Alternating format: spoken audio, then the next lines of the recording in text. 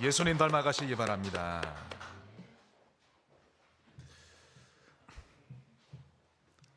제가 2주 전에 그냥 제 마음속에 얼마나 끓어오르든지 하나님 앞에 기도했습니다. 하나님, 성지교회 성도들이 하나님 앞에 순결한 정결한 신부로 드려지기를 원합니다. 하나님 앞에 설 때, 우리가 이 땅에서 삶을 다하고 주님 앞에 설 때 정말 잘했다 칭찬받는 그런 신자가 다 되기를 원합니다. 그런 마음 너무 끌어오는 거 있죠. 그래서 이제 설교를 그런 방향으로 가야 되겠다. 그냥 목사는 여러분 그런 마음이 듭니다.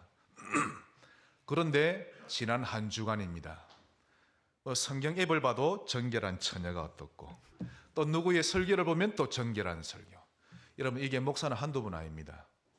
그러면 너무 그게 자주 오니까 하나님이 이번에 이 설교하기를 하나님이 원하시구나.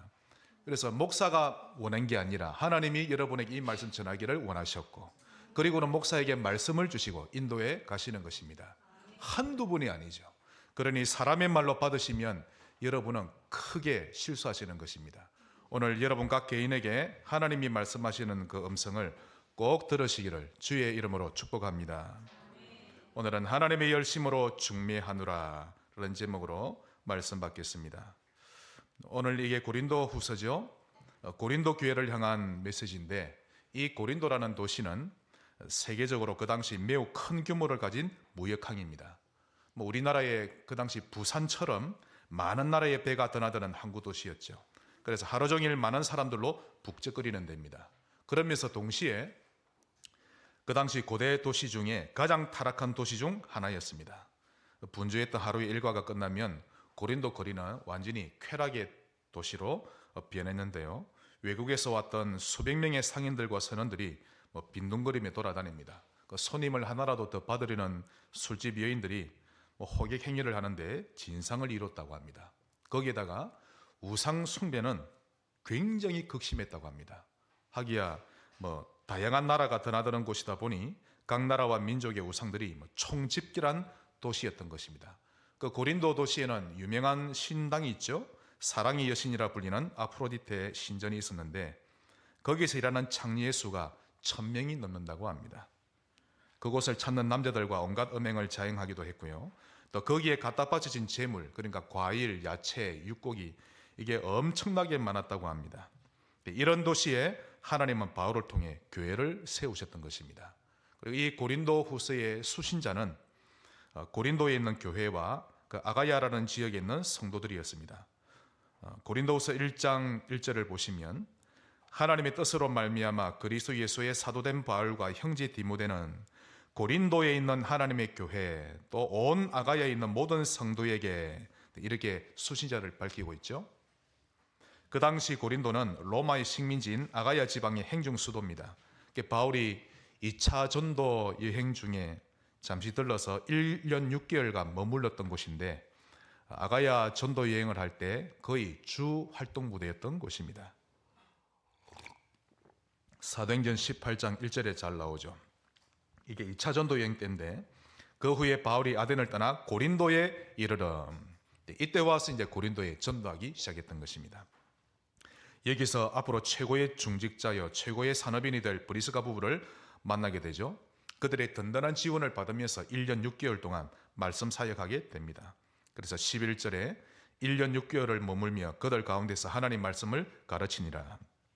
하나님이 은혜를 때려 부으신 겁니다. 이때 바울은 여기서 디도 유스도와 회당장 그리스보를 포함해 많은 사람을 그리스도께 인도했고, 특히 디도 유스도 집을 중심으로 해서 고린도 교회를 형성했습니다. 7절 8절에 거기서 옮겨 하나님을 경외하는 디도 유스도로 하는 사람의 집에 들어가니 그 집은 회당 옆이라. 하여튼 교회를 하나 세울 때에 쓰임받는 집이 상급이 큰 것입니다. 또 회당장 그리스보가 온 지방과 더불어 주를 믿으며 수많은 고린도 사람도 듣고 믿어 세례를 받더라. 이 교회 하나님이 크게 역사하셨습니다. 성도들이 하나님의 은혜를 받고 성령의 충만함을 받고 특히 은사를 아주 많이 받았는데요. 이렇게 교회 규모적으로나 질적으로 이 고린도 교회가 다른 지역 교회에 비해서 너무 많이 뛰어났기 때문에 바울은 기뻐했고 다른 지역에 가서 자랑하기도 했었습니다. 그런데 이런 아름다운 모습이 그다지 오래가지 못했습니다. 그건 교인들 중에 유대 관습을 버리지 못했던 유대인인데 기독교로 개종한 유대 기독교인들이 불신앙을 퍼뜨리기 시작했던 것입니다. 그들이 크게 두 가지를 퍼뜨렸는데요. 첫째, 바울은 진짜 사도가 아니다 라며 목회자와 성도 사이를 이간질하며 다녔고, 또 두 번째로 오직 예수, 오직 믿음만이 아니라 율법을 지켜야만 비로소 온전한 구원을 받을 수 있다라며 선동하고 다녔습니다. 이 일로 성도들은 혼란에 빠지기 시작했고 고린도 교회는 아수라장이 되어버리고 말았는데, 이것만 봐도 교회가 무너지는 것은 순식간이구나라는 것을 알 수가 있죠. 여러분 말 한마디가 중요한 겁니다. 교회 안에 이런 분위기가 계속해서 이어지다 보니 그 교회 안에 믿음이 약한 성도들은 회의감이 들기 시작했고요. 나중에는 교회를 떠나기도 했는데 결국 예수 믿기 이전 체질로 많이 돌아가기도 했던 것입니다. 허랑방탕하며 엄난한 삶으로 돌아간 것입니다. 오늘 본문을 보면서 교회를 올바르게 세워가기 위해 과연 우리는 무엇을 해야 하고 어떻게 해야 하는지 하나님의 음성을 들어야 될 것입니다. 먼저 첫 번째로 부족함을 용납하라.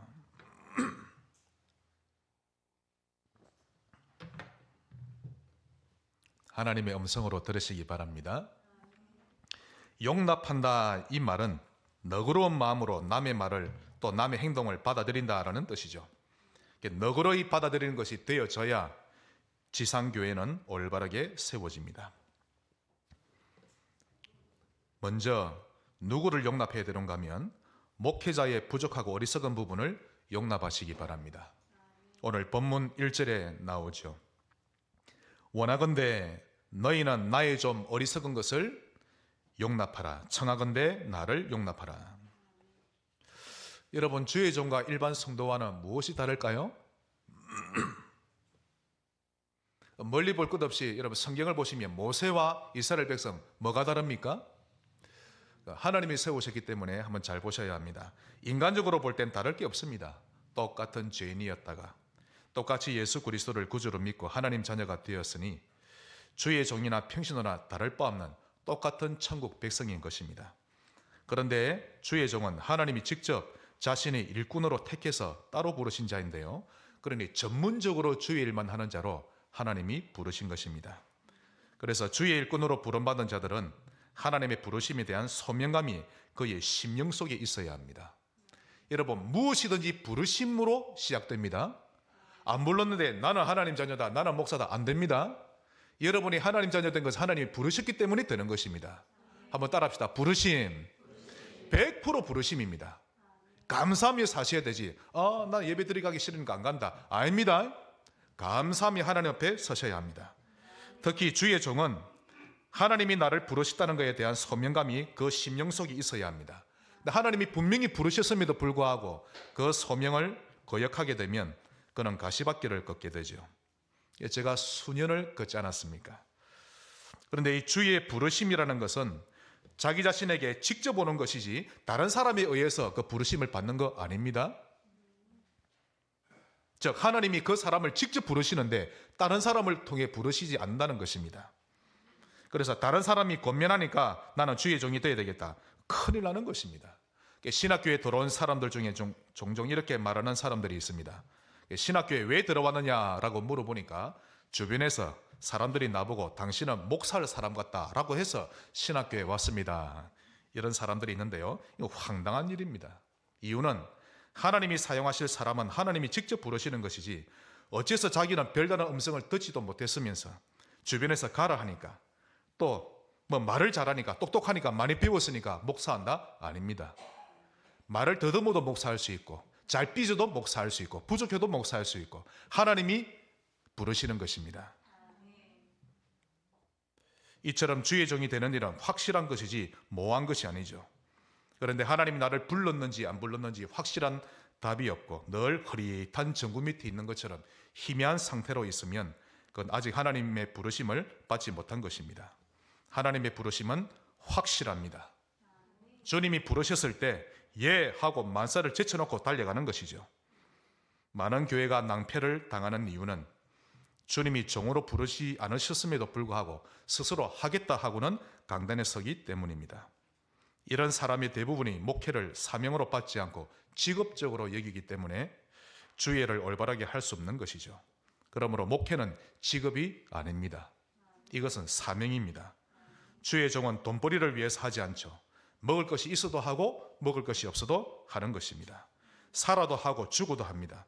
그러니 사명을 가지고 살든지 죽든지 흥하든지 망하든지 하는 것입니다. 내가 이 일을 하다가 죽더라도 한다. 이것이 하나님의 부르심인 것입니다. 내게 이익이 되면 하고 내게 이익이 안 되면 안 한다. 이런 사람을 보고 성경은 사꾼이라고 하는데요. 나는 사례금 많이 주는 데는 가서 하고 사례금 적게 주면 안 간다. 이건 직업이지 주의 부르심이 아닌 것입니다. 그러므로 주의 종은 인간적으로 잘났든 못났든 부족한 게 많든 적든 하나님의 비밀을 맡은 자이기 때문에 우리 성도님들은 그를 용납할 줄 알아야 합니다. 주의 종을 용납하지 못하면 그 부족함 때문에 늘 걸려 있으면 결코 은혜 속에 들어가지 못합니다. 자면서도 거생나고 길 가다가도 화가 나고 은혜 받지 못하죠. 늘 방황하고 맴돌기만 하는 것입니다. 그러므로 우리 성도님들은 주의 종을 위해 많이 기도해주고 협력하면서 교회를 세워갈 줄 알아야 합니다. 이렇게 하는 것이 주의 사업을 확장하는 것이요 주의 일을 이루는 것인데 이것을 하나님이 기뻐하십니다.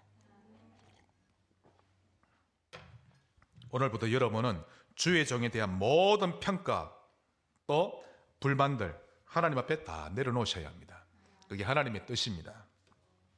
고린도 교회 성도들은 이 방언의 은사, 통역의 은사, 영분별의 은사 여러분 한 번도 안 보셨죠? 저는 봤거든요. 저 받기도 했고 제 친구들도 몇 명 모여 기도하는데 몇 명은 각자 방언하고 옆에서는 그걸 듣고 다 영분별해서 해석하기도 하고 하나님 은혜를 주시면 그런 은사가 나타납니다. 이렇게 귀한 은사들을 하나님께로부터 많이 받았는데요. 그러다 보니 교회가 그만 영적으로 교만해지기 시작했습니다. 제대로 그걸 중간에 지도하는 지도자가 없었다는 뜻이죠. 그들이 말하기를 우리나 당신이나 똑같은 주의 백성인데 우리가 당신의 지도받을 필요가 없지 않은가? 우리는 우리 스스로 방언도 할 줄 알고 영분도 할 줄 알고 하니 우리 스스로 하나님의 음성을 듣고 다이렉트로 하나님 지시를 받을 것이다.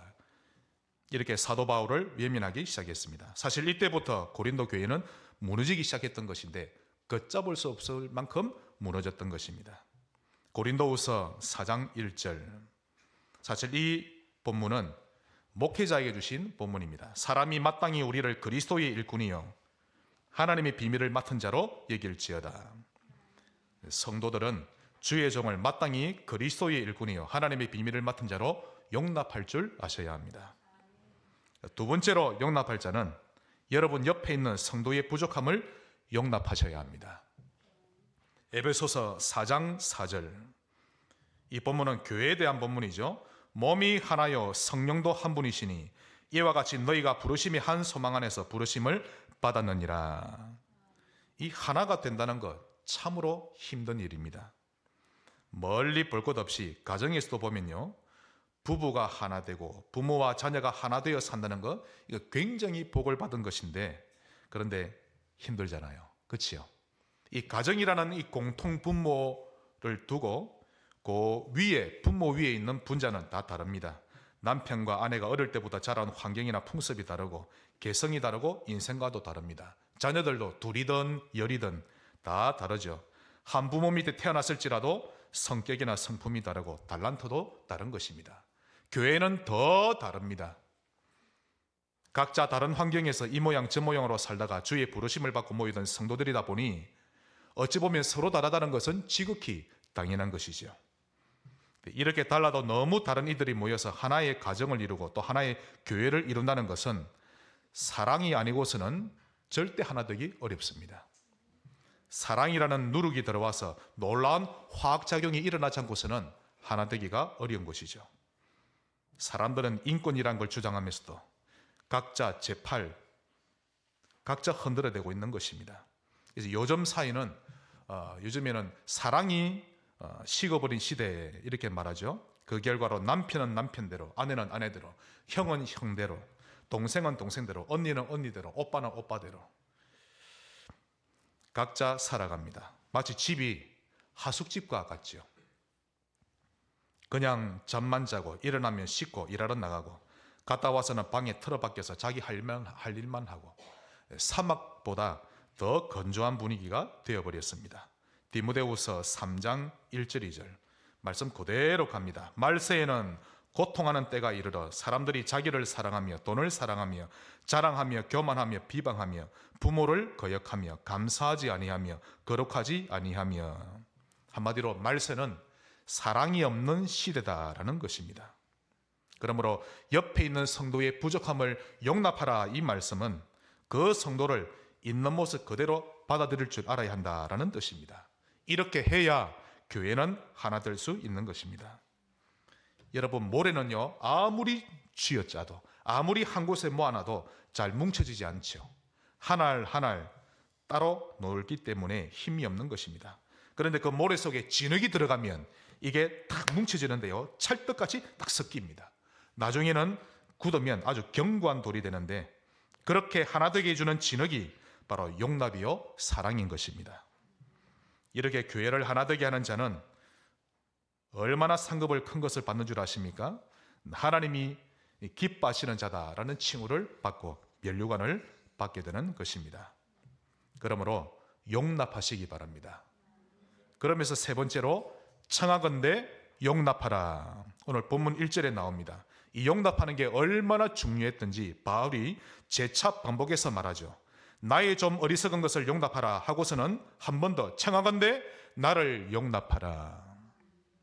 사람을 너그러이 받아들이는 신자 되시기를 바랍니다. 큰 두 번째로 이제 용납하면서 중매하라입니다.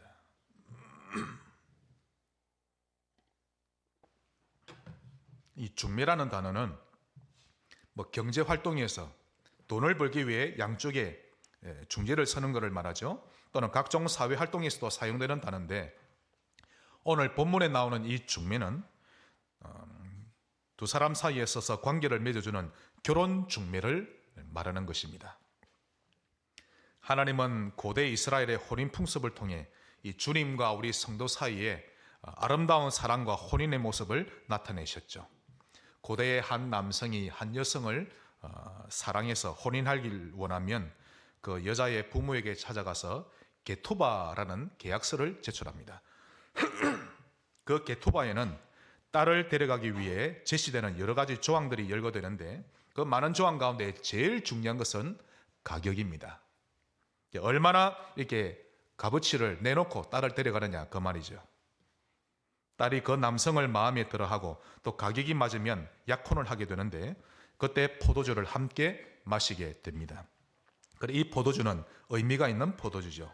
그 후에 신랑은 부친의 집으로 돌아가서 처소를 예배하게 되고, 그러다 어느 날 비밀스럽게 신랑이 갑자기 찾아와서 신부를 데리고 떠나가게 되면 혼인한 후에 7년간의 미로를 가지게 됩니다. 아주 뜨거운 사랑을 하게 된다, 그런 뜻이죠. 이 풍습에서 사랑하는 여성에게 지불되는 가격은 예수님의 죽으심과 생명을 뜻하고, 또 그가 마시는 포도주는 우리가 성장식 때도 포도주를 마시죠. 그것은 주님의 보혈을 기념하는 것과 동시에 주님과 우리가 약혼 상태가 되었음을 상기시키는 것입니다.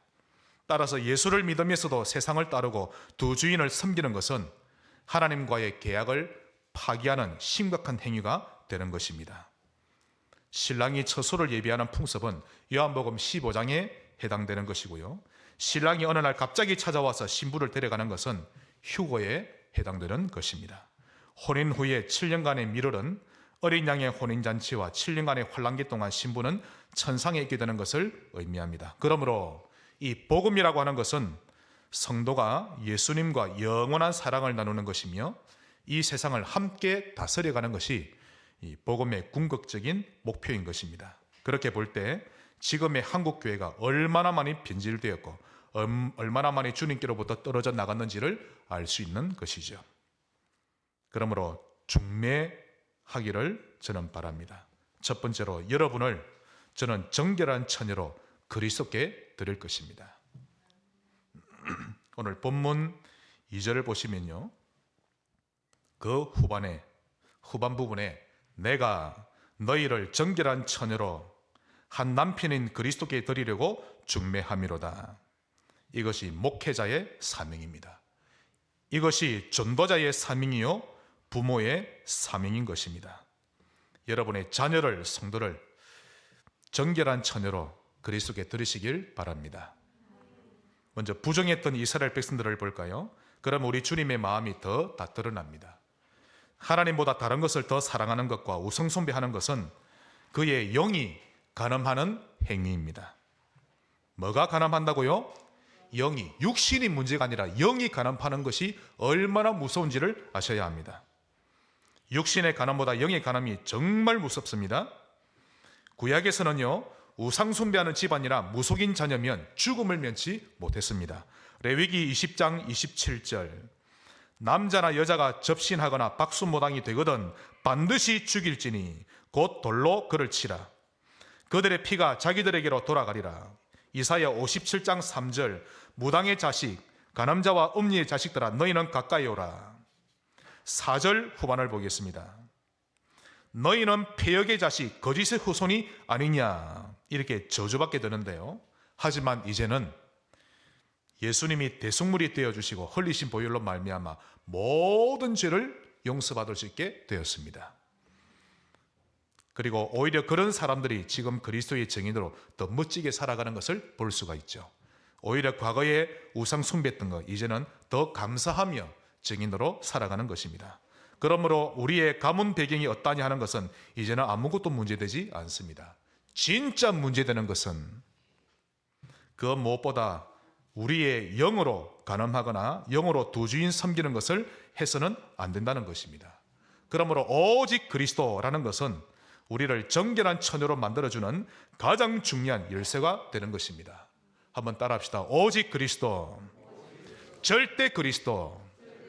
하나님이 오직이면 오직 예배입니다. 맞지요? 여러분의 생애의 가장 중요한 분은 하나님이십니다. 생명이시죠. 그러므로 오직 그리스도로 늘 결론 나셔야 합니다. 결론 났다고 하면서 삶과 선택은 다르게 가면 결론 난 게 아니죠. 목에 칼이 들어와도 총을 겨누어도 오직 그리스도 하셔야 합니다. 안타깝게도 이 시대 많은 신자들이 넓은 문을 선택하며 살고 있습니다. 좁은 문을 사모하는 신자 찾아보기는 쉽지가 않죠. 오히려 주의 종이 강단에서 좁은 문을 강조하면 성도들은 넓은 문에 대한 미련을 버리지 못해서 교회를 떠나버리는 실정입니다.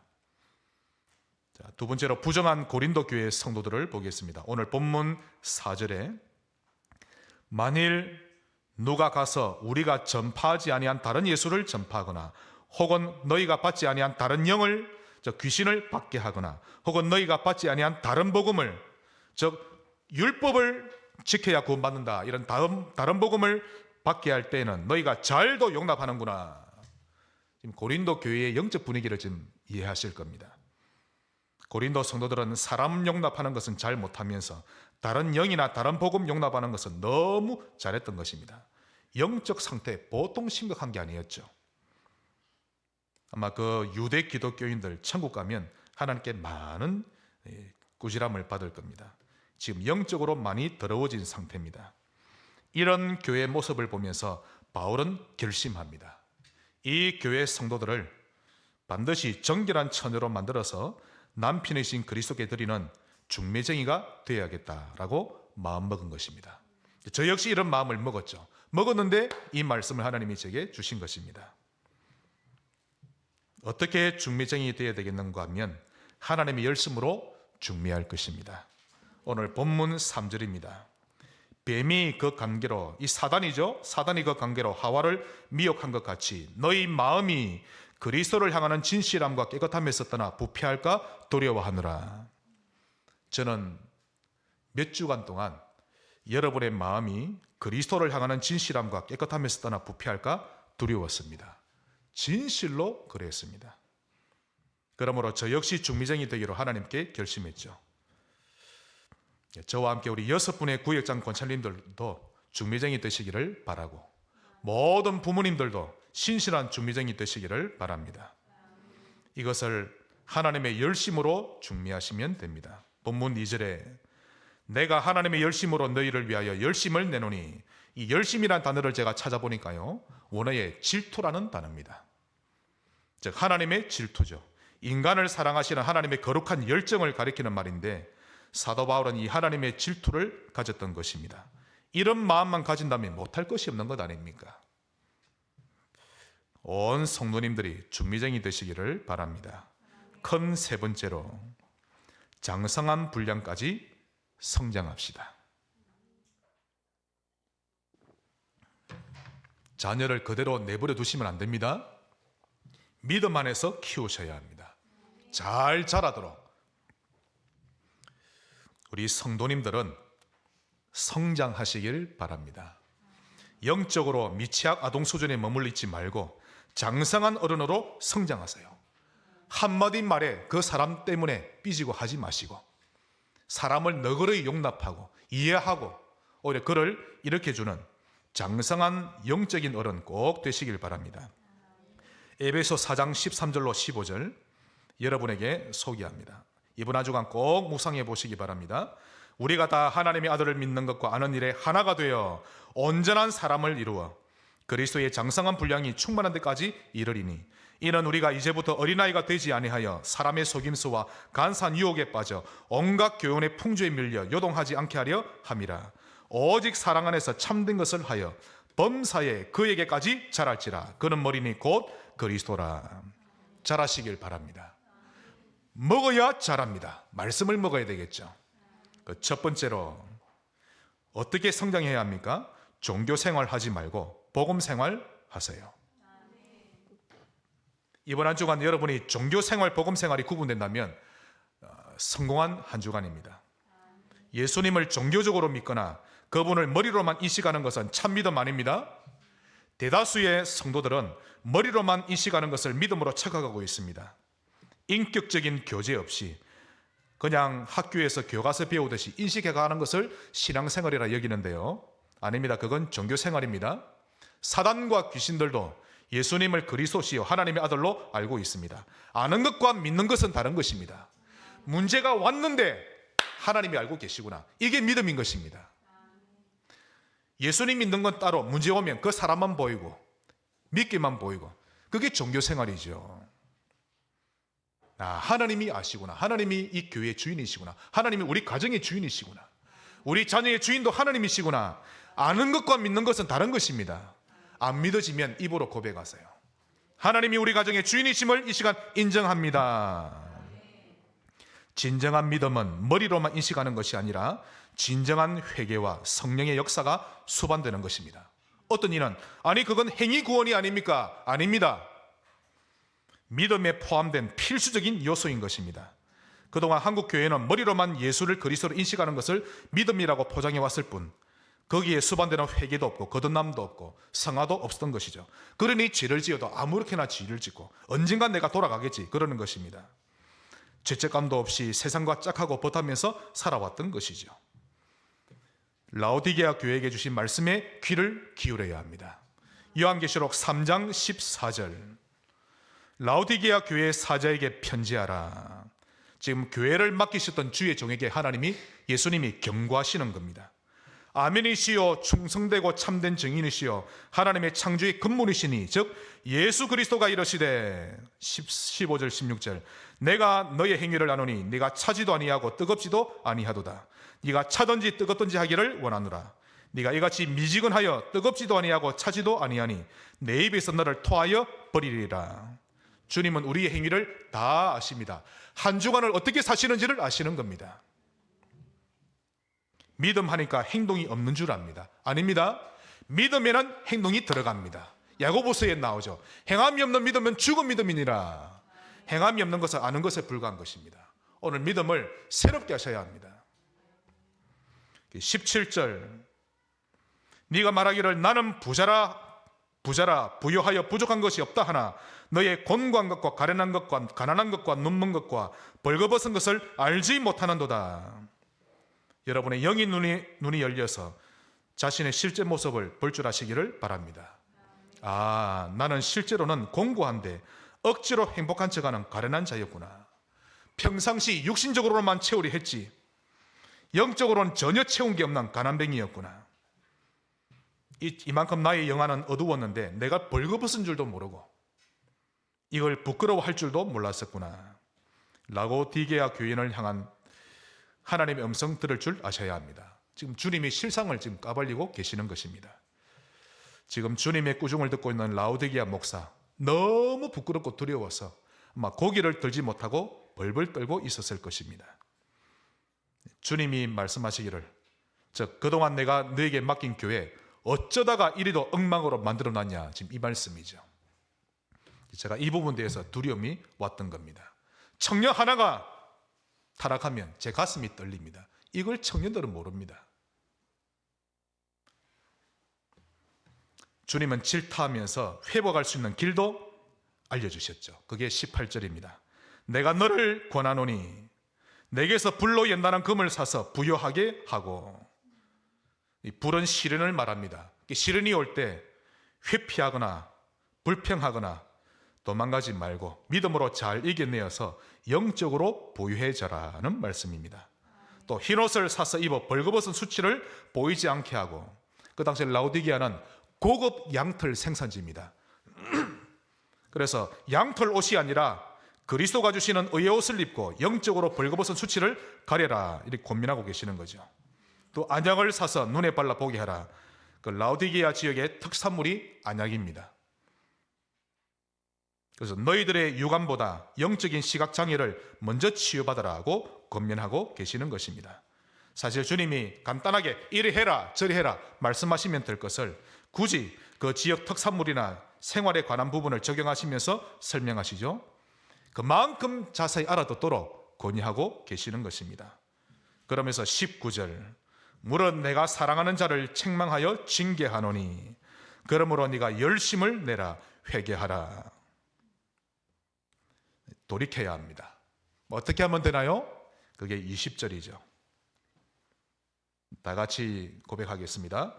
볼지어다 내가 문 밖에 서서 두드리노니 누구든지 내 음성을 듣고 문을 열면 내가 그에게로 들어가 그와 더불어 먹고 그는 나와 더불어 먹으리라. 어떻게 하면 됩니까? 마문을 열어서 주님을 영접하고 주님의 말씀을 영접하면 되는 것입니다. 이렇게 하면 정결한 처녀로 예비함이 될 것인데, 이것을 보고 신앙생활이라고 하는 것입니다. 또 성장해 간다라고 하는 것이죠. 22절, 귀 있는 자는 성령이 교회들에게 하시는 말씀을 들을지어다. 종교 생활하지 말고 살아계신 삼위 하나님 앞에, 그분 앞에서 하시기를 바랍니다. 그러므로 복음은 종교가 아닙니다. 그리스도의 복음을 종교적으로 해석하지 마세요. 복음과 종교는 완전히 다릅니다. 신앙생활을 여러분 나름 판단해서 하지 마시라는 겁니다. 가능하면 오전 예배 드리는 분은 오후도 참여하시고 일요일 하루를 하나님께 다 드리시기를 저는 간절히 바랍니다. 여러분 나름대로 판단하지 말고, 가능하다면 수요일과 금요일도 하나님 앞에 드리시고, 가능하다면 새벽에도 하루 7시간을 하나님 앞에 드리고, 멀면 집에서라도 하나님 앞에 일찍 일어나서 하나님께 드리고. 복음은 종교가 아닙니다. 살아계신 하나님 앞에 드리는 것입니다. 다시 복음과 종교를 구분해 볼까요? 복음은 인간의 힘으로 해결할 수 없는 근본 문제를 하나님이 직접 해결해 주신 것인데, 종교는 인간의 노력과 행위로 그 문제를 해결받으려는 것입니다. 그래서 복음 속으로 들어가면 들어갈수록 쉬워지지만 종교 속으로 들어가면 갈수록 고난의 짐은 더욱 커지는 것입니다. 또한 복음은 하나님이 구원의 문을 여시고는 사람에게 직접 찾아오신 것인데, 종교는 자기 스스로 구원의 길을 찾아가는 것입니다. 그래서 복음은 알면 알수록 평안이 임하고, 종교는 고행을 하고 수도를 해야 하는데 갈수록 더 깊은 수렁에 빠지는 것입니다. 부산 범어사에 명식 스님 계셨죠? 초등학교를 졸업하고 바로 출가해서 절에 들어갔습니다. 그러면 나이가 겨우 13, 14인데, 그건 어릴 때부터 이미 인생에 대한 고뇌를 느끼고 있다는 것인데요, 또래 아이들보다 생각하는 차원이 남다른 사람이었다라는 것을 알 수 있습니다. 나중에 그는 부산대학교에서 불교 교리를 가르치기도 했고요, 촉망받는 법사였습니다. 그러던 어느 날 법당을 거닐고 있는데 그 마당에서 두 여대생이 대화를 합니다. 한 여대생이 말하기를, 친구가 교회 가자고 해서 갔는데 목사님이 불교는 아무리 수행을 하고 고행을 해도 죽음 문제 전혀 해결할 수 없는 일종의 허무주의 철학 사상이다라고 설교하시면서 구원도 없고 영생도 없으니 진짜 올바른 길은 아니다라고 하시는데 이 말이 맞을까? 이 대화를 하는 거 있죠. 이 여대생의 말이 스님 가슴에 박힌 겁니다. 그래서 기독교를 공격하기 위해서 큰 스님의 허락을 받고 성경을 읽기 시작했습니다. 인적이 드문 암자에 가서 하루 종일 성경을 읽기만 했죠. 창세기부터 계시록까지 한 번 읽고 두 번 읽고 70번 정도 읽고 나자 진리에 대한 눈이 열리기 시작했는데요. 그래서 기독교를 공격하고 싶은 마음은 사라지고 오히려 자신이 그 진리 속에 빨려 들어가게 되었습니다. 그 스님의 마음이 그때부터 사도행전에 일어났던 성령이 충만함으로 가득 채워지게 했는데 본인도 이 기쁨을 주체할 길이 없었던 것이죠. 얼마 뒤에 그는 절에서 내려와 교회로 들어갔고 그 교회 도움으로 신학교를 졸업한 후에 비구니 3명과 20대의 젊은 스님 여러 명을 전도하는 등 하나님의 일꾼으로 바뀌었습니다. 이 명식 스님은 드디어 종교와 복음이 이제 자기 눈에 보인 것이죠. 진리와 거짓이 무엇인지 뚜렷하게 구별되었던 것입니다. 이렇게 복음이 발견되면 자신도 살고 남도 살리지만 복음을 종교로 계속 받아들이면 결국 마귀와의 영적 싸움에서 참패를 하게 됩니다. 교회가 영적 전쟁에서 참패하면 그 사회와 국가는 마귀의 전유물이 되어버리고 각종 범죄와 사건 사고가 끊이질 않게 되고 동성애자 급증하고 청소년과 또 청년 세대가 급격히 타락하게 되는 것입니다. 복음을 발견하시기 바라고 복음 생활 하시기 바랍니다. 간단합니다. 삼위 하나님 앞에 서시면 됩니다. 성부, 성자, 성령 하나님. 제일 평안해집니다. 날아갈 것 같고 천지를 다 얻은 것 같고 지상에서는 얻을 수 없는 참 평안이 내게 임하죠. 요한복음 14장 27절 내가 너에게 참 평안을 주노니 이 평안이 너희에게 넘쳐나시기를 바랍니다. 그러므로 이 시대는 신실한 중매정의가 필요합니다. 오늘 본문 3절을 다시 한 번 더 보겠습니다. 뱀이 그 관계로 하와를 미혹한 것 같이 너희 마음이 그리스도를 향하는 진실함과 깨끗함에서 떠나 부패할까 두려워하노라. 성도님들과 우리 자녀들의 마음을 부패케 하는 것은 사단이 하는 짓이라고 밝히고 있죠. 그러므로 신실한 중매장이가 필요합니다. 또한 끝까지 영적 싸움 할 줄 아는 중매쟁이가 필요합니다. 강한 자가 결박돼야 그 다음 과정으로 진행되어지는 것입니다.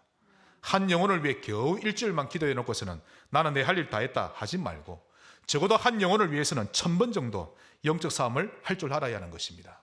건조 있는 중매자, 근성 있는 중매쟁이 되시기를 주의 이름으로 축복합니다. 말씀의 결론을 맺겠습니다. 지금 사실 좀 전문가들은 북한이 좀 얼마 가지 못하겠다라고 생각하고는 남북 통일되면 어떻게 할 것인가 좀 나름 이렇게 기획을 하고 있는 것으로 제가 들었습니다.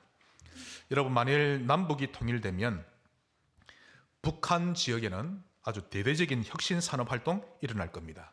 길부터 닦을 것이고 그러고 나면 아파트 짓고 각종 건물 올리고 또 농어촌 지역까지 대대적인 보수 작업이 일어날 것입니다. 그러면 남한에서는 사업적으로 머리 잘 돌아가는 사람은요, 북한 지도를 쫙 펴놓고 북에서 어떻게 사업해서 돈 벌까 대번이 머리 굴리겠죠. 또 문화적으로 머리가 잘 돌아가는 사람은 문화적인 구상을 할 것입니다. 이렇게 되면 북한은 빠른 속도로 발전할 것인데 삶의 질이 달라질 것이고 짧은 기간 안에 급속한 발전을 보일 것입니다. 그러면 사람들은 기뻐하고 즐거워하겠죠. 환호성을 지르고 행복해할 것입니다. 또 기독교인들은 예배당도 많이 지을 것인데 거기에 많은 사람들이 모여들 것이고 숨어있던 지하교회 성도도 나와서 하나님께 찬양할 것이고 부흥도 되고 웃음소리와 찬양소리가 울려 퍼질 것입니다. 하지만 진정한 복음운동, 진짜 138 누리는 전도운동 하지 못한다면 몇십 년 후에는 북한도 자살률 1위, 이혼율 1위, 청소년 타락률 1위를 기록할 것인데 지금의 남한 모습을 그대로 닮아갈 것입니다. 이것만 봐도 우리가 지금 무엇을 해야 하며 어떻게 해야 할지가 보이는 것이죠. 좁은 문으로 들어가시길 바라고, 그렇게 힘쓰시기를 바라고, 여러분 자신의 마음부터 그리스도께 떠나 부패하지 않도록 늘 깨끗한 신자 꼭 되시기를 주의 이름으로 축복합니다. 한 가지 미션을 드립니다. 지난주 오후에 말씀드렸는데요, 전교인 철로역정 읽기운동 함께 펼쳐나가시길 바랍니다. 하나님의 열심으로 준비정이 되시기를 주의 이름으로 축복합니다. 하나님 감사합니다. 우리를 구원하시니 감사하고 이 땅에 사는 날 동안 주님 앞에 설 때까지 우리의 마음이 주님을 떠나지 않도록 인도하여 주옵소서. 예수 그리스도 이름으로 기도하옵나이다. 아멘.